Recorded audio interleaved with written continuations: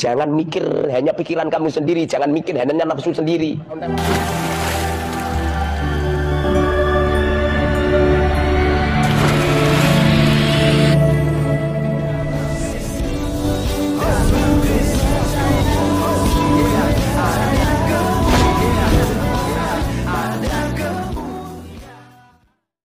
Salam Elechem Bisem Yeshua Hamasiah. Berjumpa kembali dengan saya teman-teman sekalian di channel TV Laskar Kristus ini. Pada video kali ini kita akan membahas mengenai salah seorang ustadz seperti yang kalian dicuplikan tadi, yang cukup berani untuk menentang, bahkan tidak setuju dengan apa yang disampaikan oleh MUI soal fatwa memboikot produk Israel. Nah teman-teman sekalian, sepertinya beberapa lalu kita bahas juga bahwa seharusnya kalau mau memboikot, yang lebih besar untuk merugikan Israel itu adalah jangan menggunakan internet. Jangan menggunakan seperti YouTube, Facebook, Instagram, dan juga banyak media sosial lainnya. Semuanya harus diboikot agar Israel benar-benar bangkrut. Tapi kalau semuanya yang saya sebutkan ini masih dipakai, malahan memberikan keuntungan yang luar biasa besarnya bagi Israel. Oleh karenanya mari kita dengarkan apa yang disampaikan oleh Ustadz ini, sangat bagus karena ini benar-benar mengedukasi kita bersama teman-teman sekalian. Berikut videonya. Pun yang dilakukan oleh Palestina atau Israel selama bermungsuhan nggak bener itu. Nggak bener. Kamu jangan ikut dukung. Semestinya damai. Jangan melebar, malah boikot.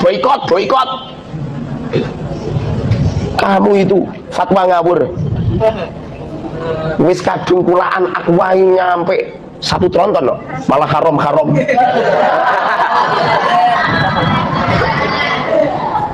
Kulaan Royco gitu nyampe ribuan renteng, haram. Sodorkan satu ayat, sodorkan satu hadis yang Rasulullah di waktu mengangkat senjata untuk perang dengan orang-orang kafir, lalu Rasulullah memboikot makanan. Sodorkan satu ayat kalau ada. Mikir itu yang rahmatan lil alamin gitu loh. Jangan mikir hanya pikiran kamu sendiri, jangan mikir hanya nafsu sendiri. Bagaimana jikalau orang-orang kafir itu, non-muslim itu memboikot semua produk non-muslim dilarang diantarkan ke orang Islam? Gimana coba? Ukot wong Islam ora ono sing nggawe HP. Produksi mobil motor kabeh non-muslim semua. Kamu pengen haji, nggawa perahu. Mangkat mondok dari Tangerang ke sini terus sepeda ontel. Sepeda ontel saja produksi Jepang, tapi melaku. Dulunya sampai Almubuaro gak sikilmu carry ning Pekalongan. Dengerin itu fatwa, silakan Anda berfatwa. Pikirkan maslahatil umat. Kemaslahatan umat dipikir. Bagaimana jikalau semua rakyat Indonesia tidak mau beli aqua semisal, lalu pabrik aqua tutup di Indonesia. Padahal karyawan yang ada di pabrik aqua 99% orang Islam semua. Coba terjadi kontroversi, terjadi permusuhan global. Caranya nggak seperti itu kan? Dengerin ini, silakan Anda berfatwa. Cara pandangnya itu jangan satu titik, pandangnya itu orang banyak, demi kemaslahatan orang banyak. Dulu ada seorang sahabat dalam majlis Rasul Shallallahu Alaihi Wasallam, ada salah satu sahabat yang kentut. Lalu ditanya yang lain, kamu kentut ya? Enggak. Kamu tanya, enggak. Koran dia kabeh. Lalu temannya yang satu bilang, tunggu aja nanti. Pokoknya nanti kalau waktunya sholat ada yang berdiri ambil air wudhu, dia yang kentut. Rasulullah menyampaikan ilmu berkali-kali. Hampir masuk waktunya sholat, Rasulullah membuat pengumuman, barang siapa yang memperbarui wudhunya maka pahalanya sekian. Sahabat-sahabat ngerti kabeh. Tidak terdeteksi siapa yang kentut. Ini loh Rasulullah, ini loh nyampe seperti ini loh, kemaslahatannya luar biasa. Mikirkan umat loh, nyampe luar biasa. Beliau berdamai kepada non muslim.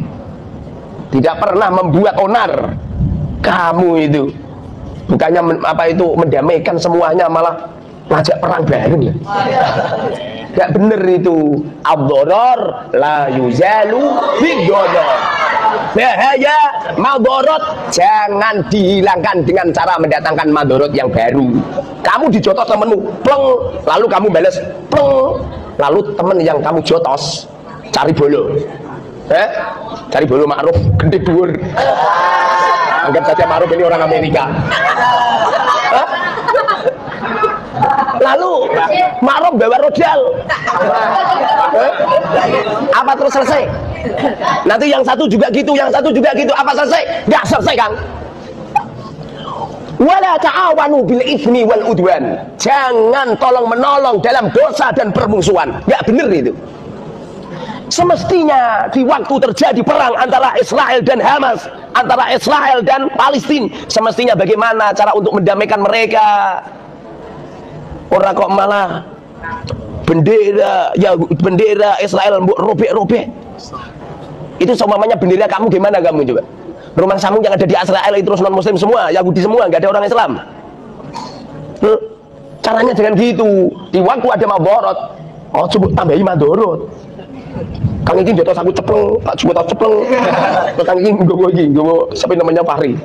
Saya nggowo. Jadi biasa. Apakah selesai? Enggak selesai.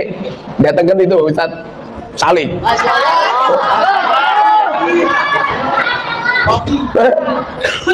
Wah, tak datangkan ini manusia dari negro. Oke, teman-teman sekalian, itulah yang kita sudah dengarkan bersama ya dari salah seorang ustadz ini, dan bagaimana pendapat kalian teman sekalian, setuju enggak dengan apa yang disampaikannya? Ya, bagi kandurun sih ini sesuatu hal yang tidak benar, karena bagi mereka ya seperti yang disampaikan oleh Ustaz Ucup kemarin tuh, ya seperti internet ini kan bisa digunakan untuk melawan ya, untuk menghancurkan Israel gitu ya. Ini licik dan munafik gitu. Kalau Anda mau boikot, maka boikot semua ya. Kalau saya katakan tadi, dari segi internet saja sudah menguntungkan Israel. Apalagi Anda menggunakan ya seperti pesawat, seperti mobil, ya listrik dan lain sebagainya. Ya ini kan semuanya adalah penemunya orang Yahudi, kawan-kawan. Ya, jadi seharusnya Anda bijak, gitu. Ya makanya sebelum mengeluarkan fatwa-fatwa itu, ya harusnya difikirkan.